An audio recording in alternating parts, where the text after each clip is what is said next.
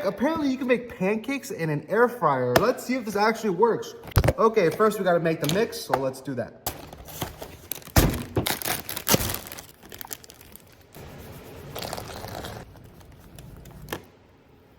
Okay, the batter is done. Now we're gonna put it on top of some parchment paper.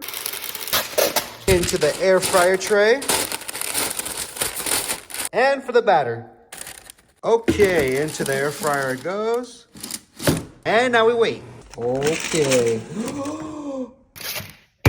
Okay, so it looks more like bread, but it smells like a pancake. Now let's see what it tastes like.